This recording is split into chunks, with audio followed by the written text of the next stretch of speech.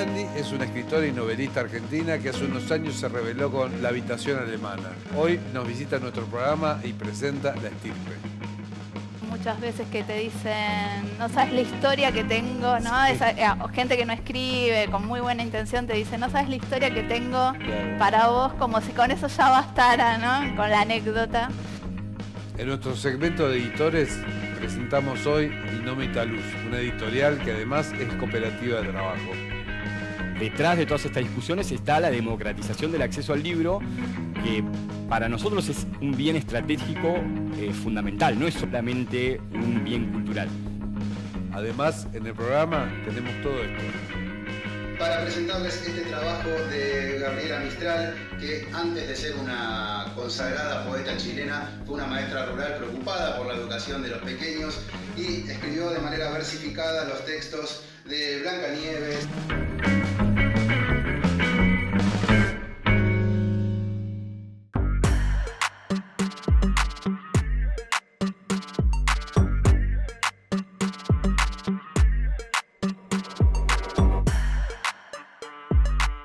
La protagonista de este libro es una escritora que el día que cumple 40 años se le cae una bola de boliche en la cabeza y pierde la memoria.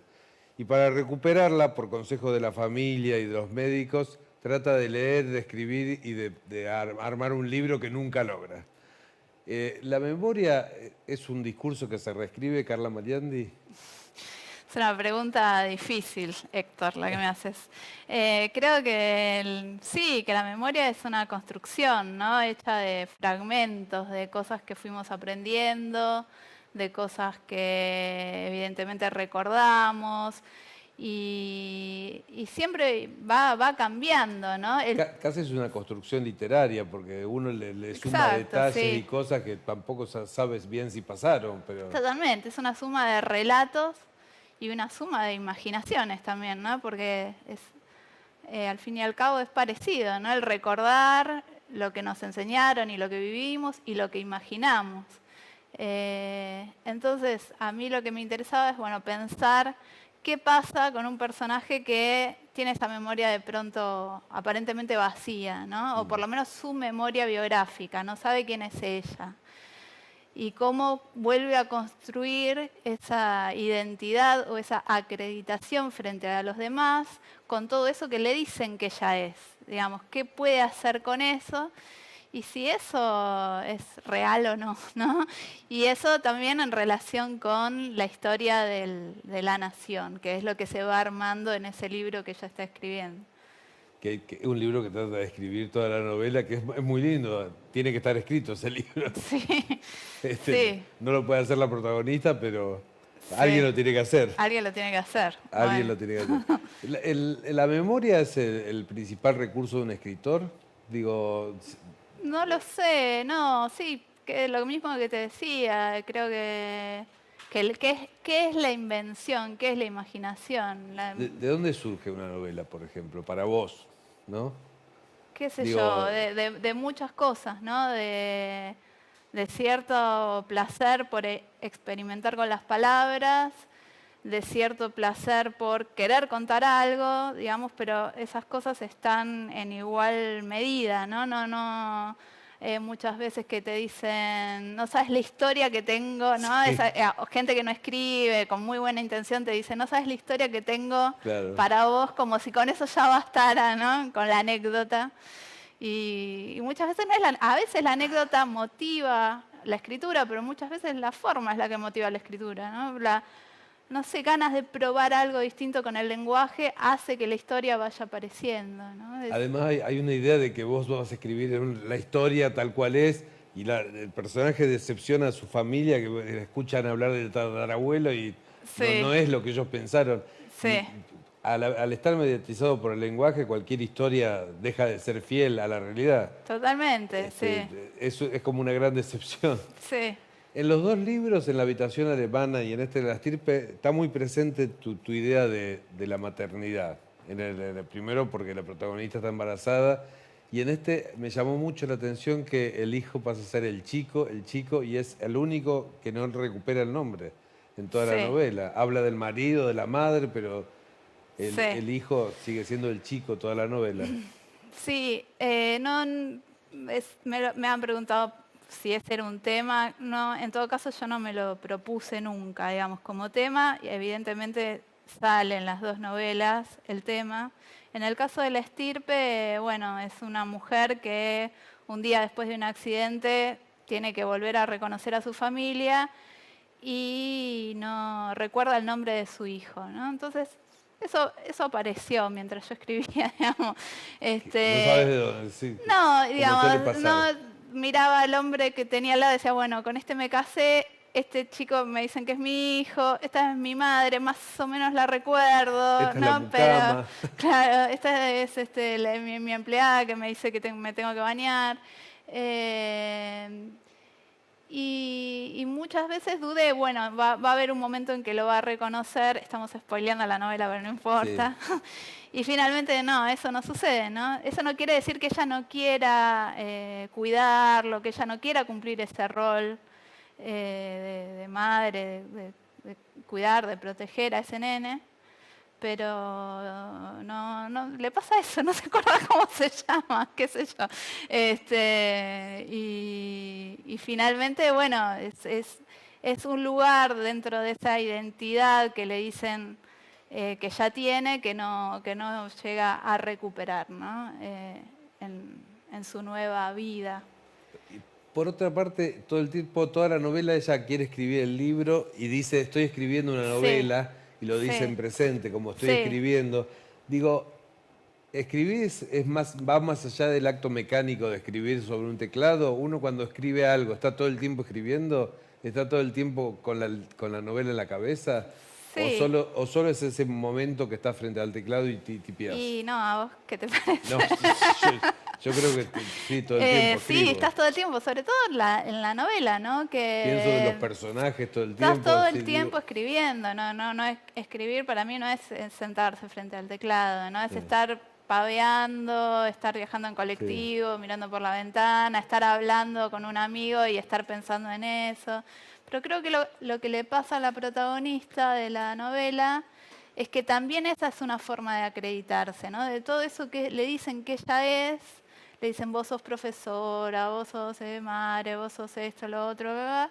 Y además le dicen, y estabas escribiendo un libro, ¿no? Y lo único que ella dice, esto sí.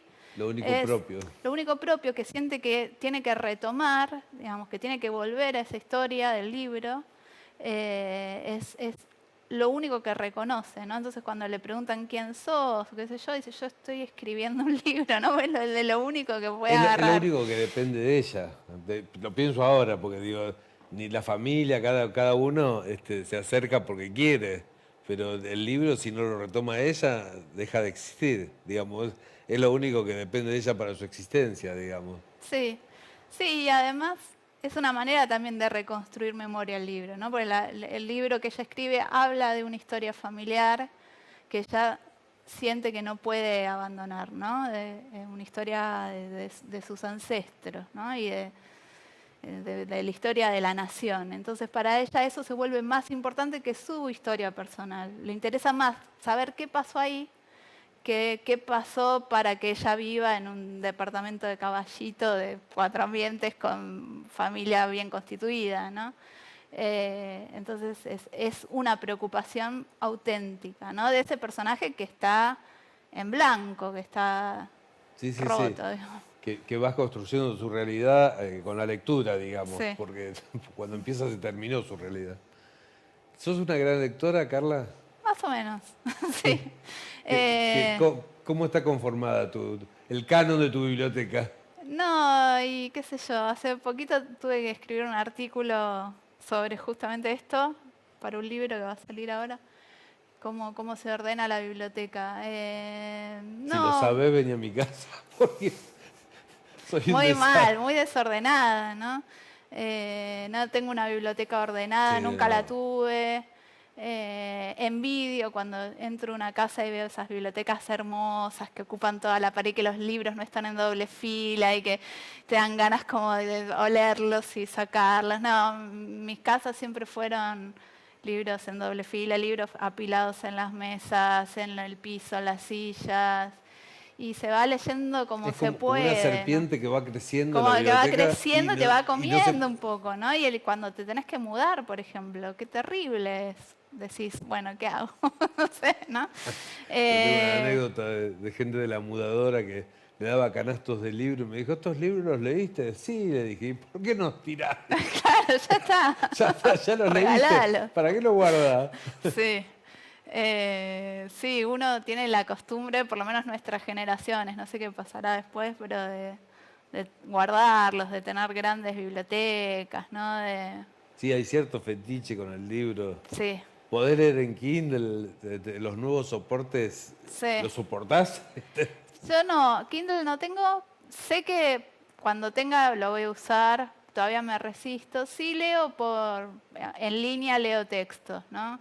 Sobre todo cuando tengo que releer un texto, ¿no? En vez de sacarlo de la biblioteca y todo eso, busco rápido si tengo que citar o algo. Pero todavía es el papel, ¿no? Yo leo libros. Vos, además de novelista, sos dramaturga. ¿Qué onda con el teatro? ¿Ese es tu primer amor, el teatro? Sí, sí, desde siempre. Yo, bueno, muy de joven fui actriz. Después me di cuenta que en realidad lo que me gustaba era dirigir, pero después me di cuenta que lo que me gustaba era escribir teatro. Lo que pasa es que me parecía como que no sé, no me valoraba a mí misma en ese rol de dramaturga, de escritora, que muy rápido me di cuenta que era lo que yo quería hacer. Y mis primeras experiencias con la escritura fueron teatrales. Siempre. Hasta que, bueno, con La habitación alemana, que es la novela anterior a esta, empecé a escribir algo que de pronto supe que no era teatro, que era narrativa y que podía llegar a ser una novela. Y pasó. ¿Qué sé yo? Y lo presentaste y te dijeron que sí. Y lo presenté.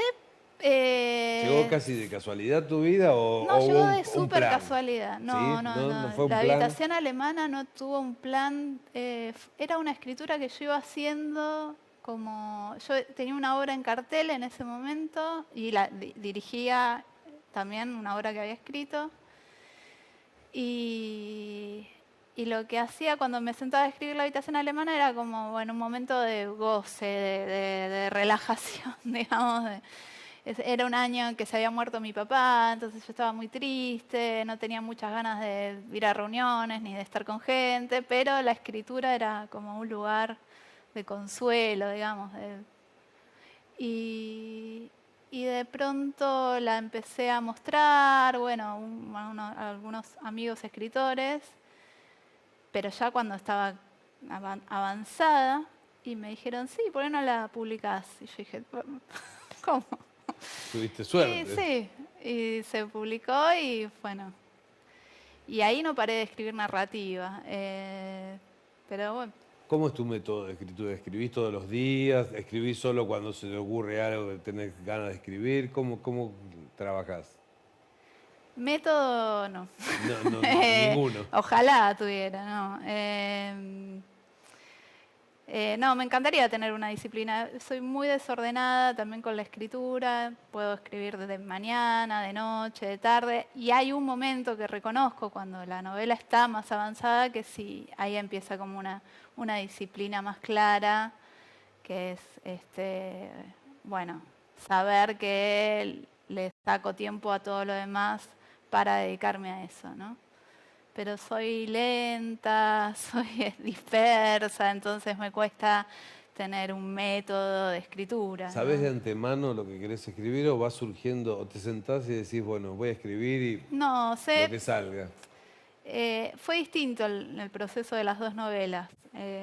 Sí, son bien distintas. Son Yo había leído La distintas, habitación sí, alemana. son distintas. Y las Tienen tintas, algunos sí. temas en común, creo, Sí. pero son distintas. No, con La estirpe me costó mucho ir dándome cuenta cómo cuál era el programa que yo estaba proponiendo de escritura ahí, ¿no? Y respetarlo también. Es una novela que me costó mucho porque está narrada desde la voz de un personaje que tiene muchas limitaciones, muchas obstrucciones a propósito. Entonces la escritura responde a esas obstrucciones. Y es mucho más difícil eso que un personaje que puede libremente, Claro. no sé, opinar, reflexionar, digamos. Sí, por momentos es casi una nena, porque le hacen todo, ella se dedica a escribir, el esposo la sube al Sí, taxi, en le da plata realidad, para ir a claro, tal son los lugar. demás los que la infantilizan, ¿no? Claro. Ella no es una nena, ella, Incluso dice, cuando va al psiquiatra, dice el psiquiatra que hace preguntas infantiles, sí, porque el sí. psiquiatra también los trata a todos los que van a ese grupo de tratamiento, los trata como nenes. Les hace preguntas, les dice, vamos a estar tristes si no me contestás. Sí. Sí, hay una cosa de... Sí, que es un poco lo que pasa con la salud, ¿no? Con la salud mental y la salud en general, ¿no? Cuando vas a un médico o en una clínica, o lo que pasa con la gente grande, ¿no? Que enseguida los tratan como si fuesen nenitos, o que, bueno, hay algo de eso a mí que siempre me llamó mucho la atención y que está un poco volcado en eso que decís. Carla, la docencia es tu otra faceta. Haces talleres, trabajas en la universidad. Contame un poco de eso. ¿Qué es lo que estás preparando ahora para el 2023? Sí, hace años que soy docente en la Universidad Nacional de las Artes. Estoy trabajando en una carrera que se llama Artes de la Escritura, relativamente nueva, ya tiene 6 años la carrera. Es una carrera hermosa porque en el cuerpo docente hay muchos escritores que yo admiro mucho, entonces es como un honor trabajar ahí y ser compañera de todos ellos. Este año por primera vez me atreví como a coordinar algunos talleres privados que voy a coordinar ahora en febrero. Veremos cómo es la experiencia. ¿Estás promocionando tus talleres? Sí. Contanos un poco de eso, qué es lo que vas a dar ahora en febrero. Sí, ahora en febrero. Están llenos ya, pero estoy ahí viendo si abrimos algunos más. Son 2 talleres de clínica de obra, que es para acompañar procesos que ya están avanzados, de gente que ya está escribiendo. Después un taller de dramaturgia, que es lo que yo hago. Y un taller que yo llamé de transtextualidad, que es un taller para ver cómo algunos elementos de algunos textos que nos convocan mucho, que nos gustan mucho, no importa que sean de narrativa, de crónica, de poesía, de ensayo, se pueden transportar al mundo propio, ¿no? Como una experimentación pensada en un taller de escritura. Qué bueno. Y te pueden contactar en Instagram, supongo. Sí. El que le interese. Una cosa que se me pasó, vos fuiste traducida a varios idiomas con La habitación alemana y ahora con esta. ¿Qué te pasa cuando lees tus textos traducidos? Ojalá supiera todos esos idiomas. Pero supongo que la curiosidad te hace ver, Sí. decir, a ver cómo me tradujeron, Sí. a ver cómo suena en inglés. ¿Qué pasa cuando uno es traducido? ¿Se reconoce la escritura o es completamente... Ya en el castellano... Ya en castellano no te es completamente reconoces, ajena. ¿no? Claro, Pero ya es si te ajeno lees el en libro. inglés, Y más ajeno todavía. No sé, como experiencia es hermoso saber que te pueden leer en otro idioma, ¿no? Que te pueden leer tan lejos, que te puede leer gente que no sabe nada de español y a su vez te preguntas, ¿te están leyendo? ¿Qué están leyendo? ¿No? Porque si no manejás vos bien el idioma de traducción, nunca sabés. En inglés, que sí leo... ¿O a dónde llega? ¿A dónde llegó llega? mi texto? Ahora con las redes es Sí, curioso es porque increíble. la gente te contacta, ¿no? Entonces vos decís, podés saber eso. Sí. Pero sí, es una experiencia fuerte, linda, y no sé qué más decirte. Y ahora, además de los talleres, ¿estás escribiendo algo? ¿Hay próxima novela de Carla Mariandi? ¿El 2023 cómo viene? Sí, hay una novela que está ahí en proceso. ¿Podés adelantar algo, por lo menos de tema o Eh, disparador o no?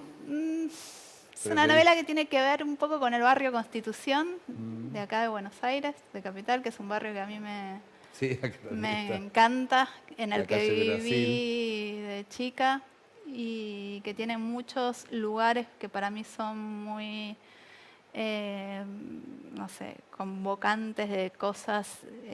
Uno es la Plaza España en Constitución, el Hospital Borda, el Hotel Cosmos, que es un hotel que está frente a la estación, que es un hotel de boxeadores. Y ahí hay una historia muy, muy particular, también como en La Estirpe, que tiene que ver con algo biográfico mío. Y sobre esa anécdota arranca la novela. ¿Tenés idea de fechas para cuándo? No, nada. No. O sea, me gustaría decirte algo para que mi editora esté contenta y decirte que en el 2023 la va a ser en termino. junio. Sí. ¿Qué va a ser en junio junio? termina. ¿Todavía está en proceso de escritura? Sí, sí, sí. Falta la corrección, bueno, la edición. Falta la escritura. Ni más ni menos. Carla, muchísimas Bueno. gracias por habernos acompañado. Gracias a vos, Héctor. Muchas gracias. Seguimos en El Quijote no se mancha.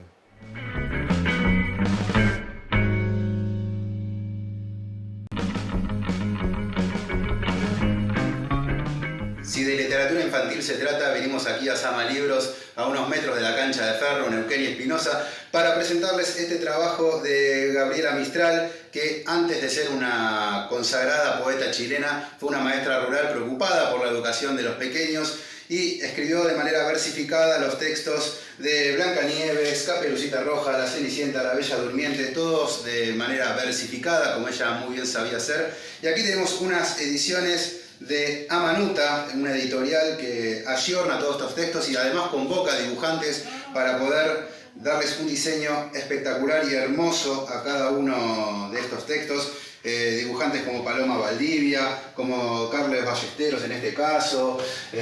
También tenemos aquí a Bernardita Ojeda. Cada uno de estos libros tiene un diseño propio, exclusivo y trabajado para traer estos textos y resucitarlos una vez más. Y qué mejor que dejar a nuestros pequeños en las dulces manos de Gabriela Mistral y su poesía tan elaborada y única.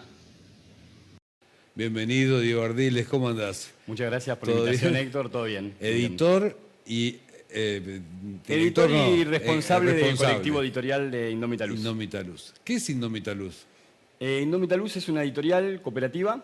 Tiene como particular... Es una editorial de las denominadas independientes, mal llamadas independientes, digo yo. Particularmente nosotros no somos independientes. Formamos parte de la UTEP, la Unión de Trabajadores de la Economía Popular, en términos organizativos, y en términos políticos también formamos parte de la Secretaría de Cultura del Movimiento Evita. Bueno, nacimos a partir del interés de empezar a elaborar dentro de nuestra militancia una política cultural. Una de las ideas que estaba circulando era armar una editorial, y de a poco solo quedó la editorial, que empezó a crecer. Primero iba a ser una editorial más bien pirata, después empezamos a pensar en publicar títulos inéditos, autores... algunos inéditos, otros no, pero digamos, autores que estuvieran escribiendo ahora. Y bueno, y así nació. ¿Reediciones de No, obra? reediciones no. Tenemos solo un caso, que es el libro Serenos en la Noche de Eber Román, un libro que reeditamos especialmente para la colección Arqueologías del Futuro, que es una colección de ciencia ficción. Pero la mayoría el resto son todos títulos Sí, inéditos. estuvo Juan Matio y va a estar Flor Canosa, que trabaja con Son parte del equipo que dirige, es un equipo aparte dentro de Indómita también, pero que dirige esa colección Arqueologías del Futuro, que hoy es un poco el caballito de batalla por la repercusión que está teniendo, también porque es una colección que apareció a meterse en una discusión que estaba circulando dentro de nuestro sistema literario entre el realismo, los géneros. No sé si recordás cuando Mariana Enríquez asumió como directora del Fondo Nacional, hicieron una convocatoria específicamente para el género terror o y fantástico. se armó una discusión muy grande, y en ese marco aparece nuestra colección a publicar New Weird, ciencia ficción y terror nacional. ¿Y cómo distribuyen? Tenemos un equipo de compañeros, pues es una cooperativa que tiene un grupo de compañeros grandes, algunos más activos, otros menos activos.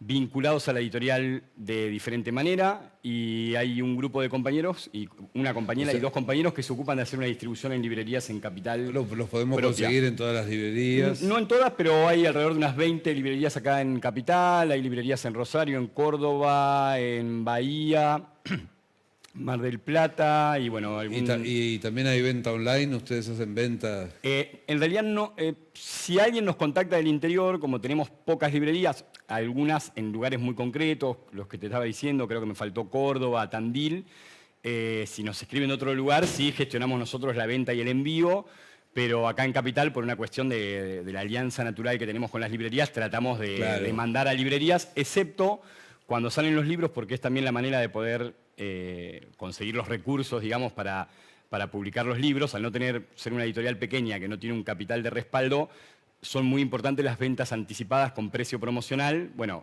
esa venta sí es directa, Sí. pero después ya van a librerías y hay unas 20 librerías en Capital. ¿Vos sos el encargado de diseñar el catálogo? ¿Los autores están por vos, digamos? Sí, trabajamos...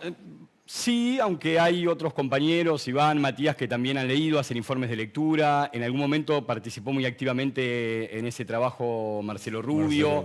El catálogo de ciencia ficción es específicamente los 3 directores, que son Juan Matio, Flor Canosa y Marcelo Acevedo, que vos ya habías mencionado 2, faltaba Marcelo, sí. Que es la tercer pata, que conocen mucho del género, son los que se encargan de contactar autores, elegir por dónde va a ir el catálogo. Y del resto del catálogo, sí. Soy el que está un poco más al frente, aunque colaboran otros compañeros. ¿Cuáles son los problemas que hoy se enfrenta un editor, alguien que maneja una editorial? Por supuesto, el precio del papel debe ser uno. Sí, es el principal. Es el principal y el más mediatizado, digamos. Y aparte es el que tiene impacto un poco en toda la cadena, porque yo el tema del precio del papel lo vivo... o me enfrento con el problema del precio del papel con la imprenta. Y la imprenta es la que deriva de esos aumentos al precio del papel. A ver si lo explicamos. ¿Qué es lo que pasa con el precio del papel? Bueno, el precio del papel, hace poco salió un informe de la CAL, de la Cámara Argentina del Libro, que dice que ocupa más o menos el 45% del precio de venta al público de los libros. En nuestro caso, ¿qué compone el precio de un libro? ¿De qué está hecho? Bueno, nosotros tenemos una particularidad, que es que tenemos parte de ese trabajo, lo tenemos solventado por los programas de trabajo que sostienen, digamos, la unidad productiva de la editorial.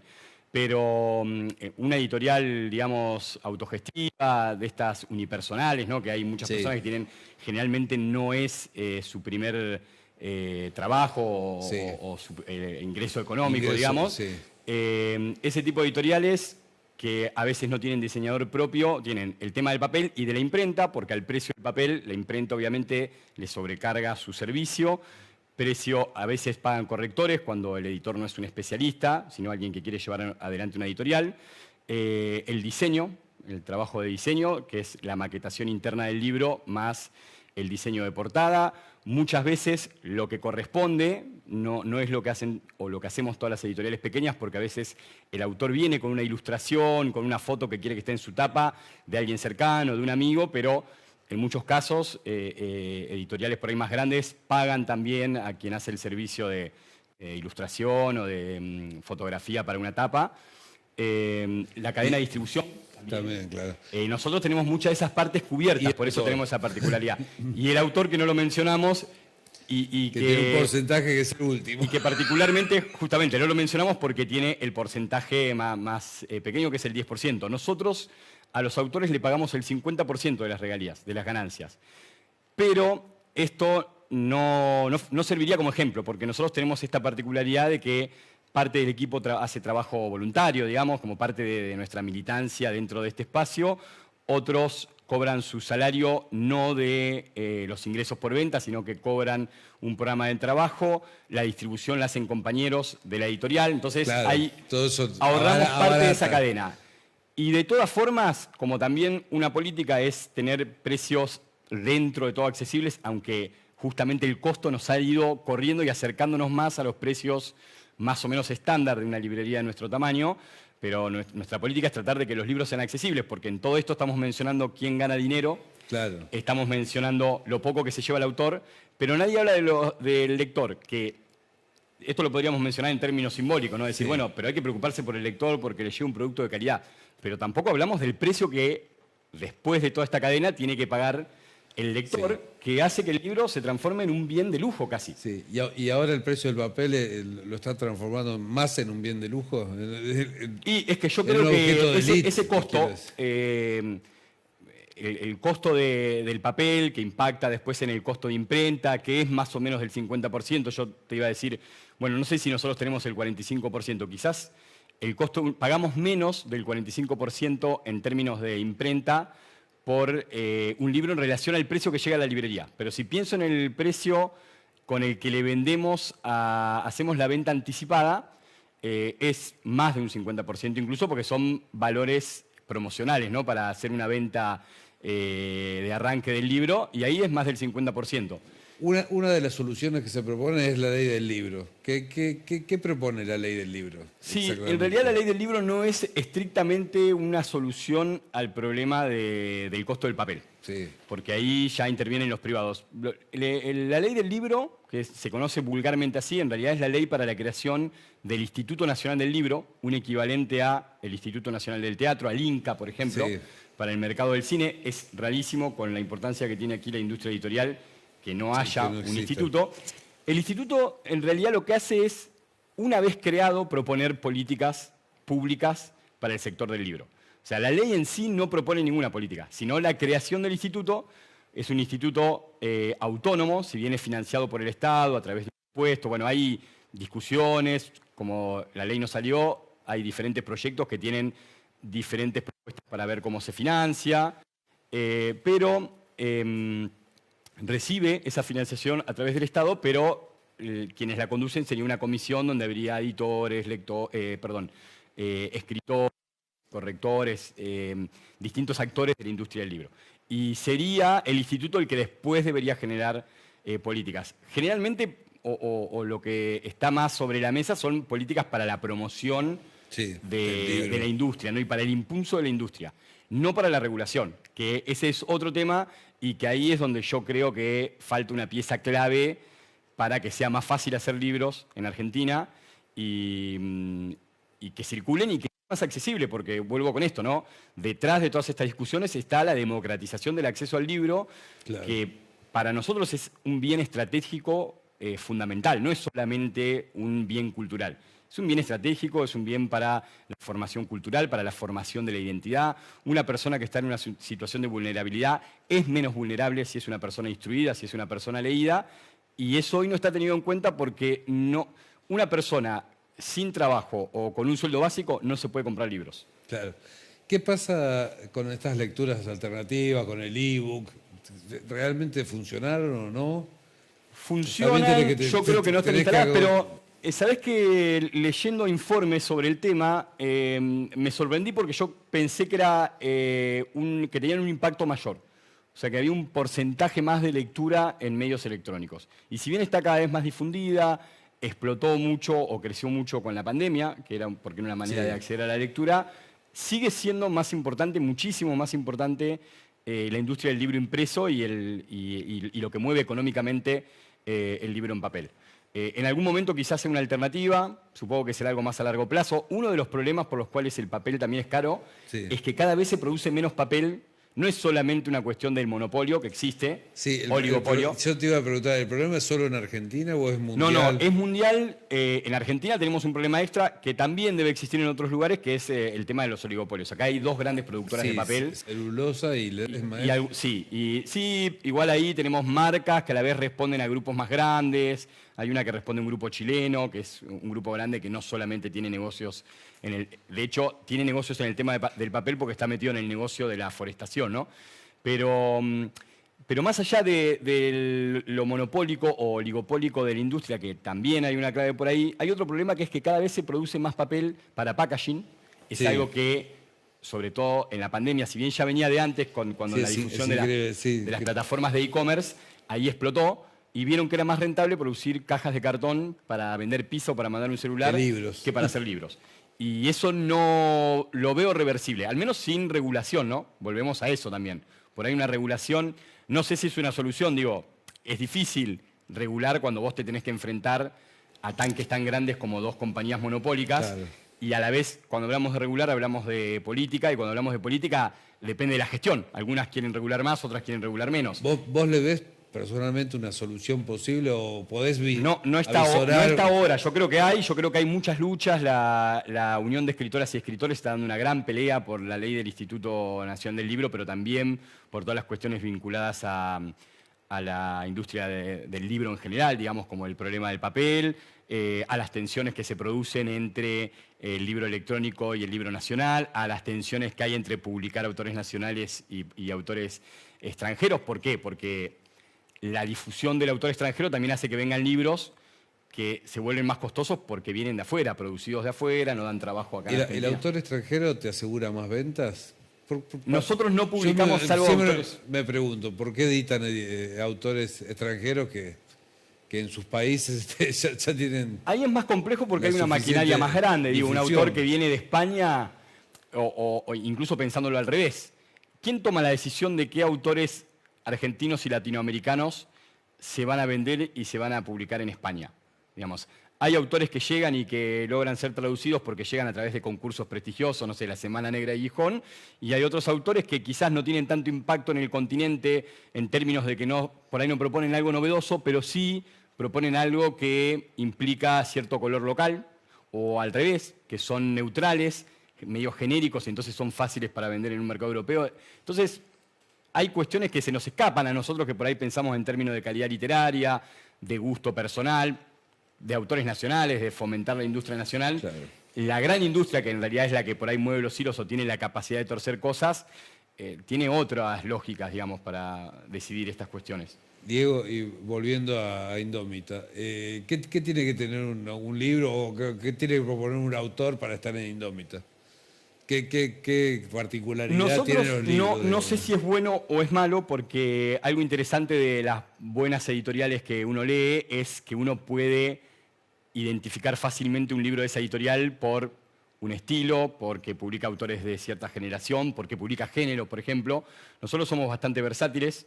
En el catálogo general, sacando la colección esta Arqueologías del Futuro, que tiene una lógica puntual por el género con el que trabaja. Público. Y que de hecho nosotros tenemos libros que son de ciencia ficción también, o distópicos o extraños en el catálogo general, que no forman parte de la colección, pero tenemos publicada novela, tenemos publicado relato breve o cuento, tenemos publicado crítica literaria, tenemos publicado poesía, tenemos publicados libros de crónica, o sea, de no ficción, y tenemos publicados libros de política más testimoniales, ¿no? No tanto de ensayo político, sino más testimoniales. O sea que ya en términos de géneros es bastante amplio.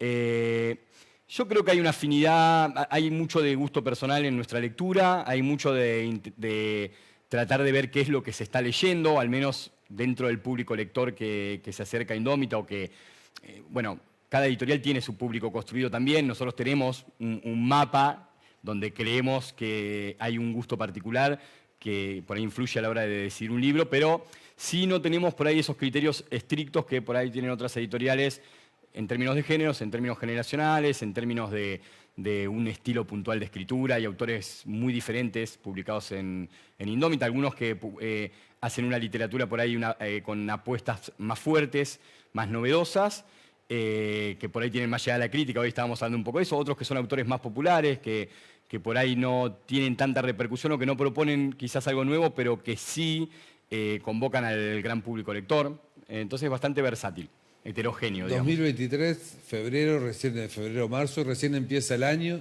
¿Qué propone la editorial para este año? ¿Cuáles son las novedades? En principio el año pasado nos quedaron algunos títulos que no llegamos a presentar, incluso algunos impresos, pero que no llegamos a presentar. El Guardián de los Cerdos, de Sebastián Grimberg.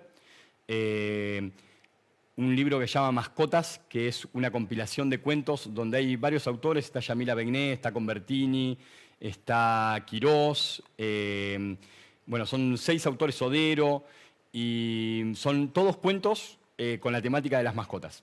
Ese es otro libro que va a salir ahora en los primeros meses, porque es un libro que ya está en etapa final de diseño. Y dentro de la colección de ciencia ficción, bueno, estamos todavía moviendo, si bien salió el año pasado, lo vamos a presentar el 30 de marzo, La segunda lengua materna de Flor Canosa, y La hija del Delta, que es... Va a venir Flor, sí, nos contó.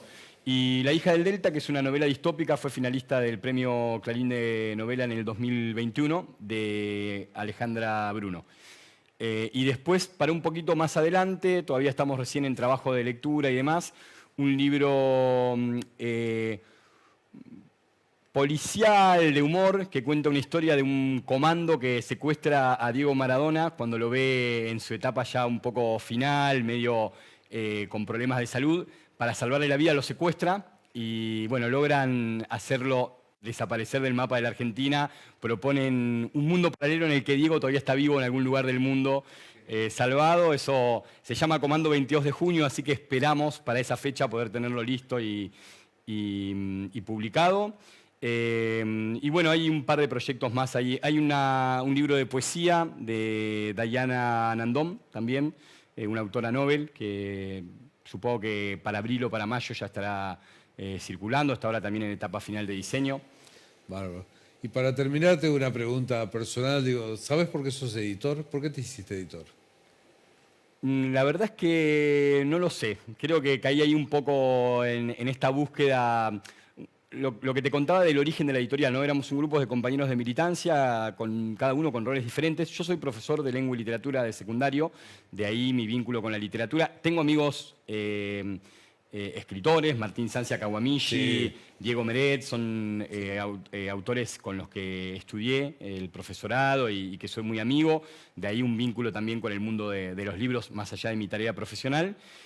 Entonces fue algo que salió fácil cuando estábamos pensando de qué manera intervenir en las discusiones de políticas culturales en la ciudad. Dijimos, armemos la editorial, que primero iba a tener ese otro perfil que te contaba antes, pero después salió fácil justamente por estos vínculos con escritores, decir, che, yo conozco un par de escritores, ¿por qué no tratamos de publicar libros inéditos? Que ahí empieza la tarea de editor, porque publicar libros piratas, digamos, claro, reediciones, pensábamos hacer antologías de, no sé, los cuentos de Borges y el peronismo. Claro. Son libros que ya están editados, es armar el libro nada más. Ahí empieza la tarea de editor. Y bueno, y me metí y empecé y aprendemos cosas todo el tiempo, porque a veces la editorial creció muy rápido. Tenemos en 5 años de vida, con una pandemia en el medio, casi 40 títulos publicados, es un montón.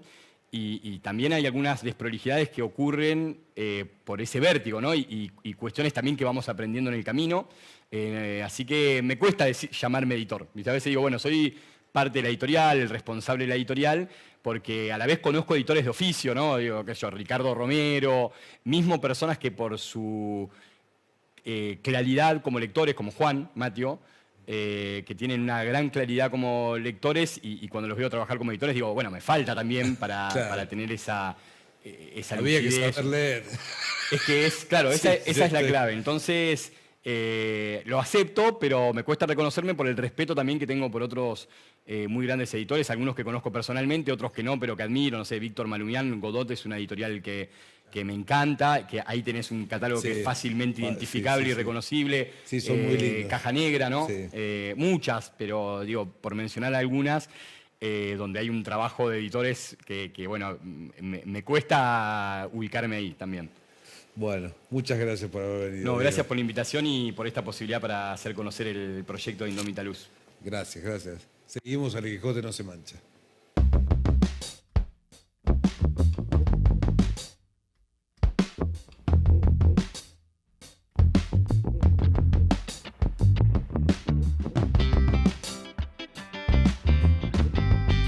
Y así llegamos al final de Quijote no se mancha. Espero que les haya gustado el programa. Nos vemos la semana que viene en cualquier momento.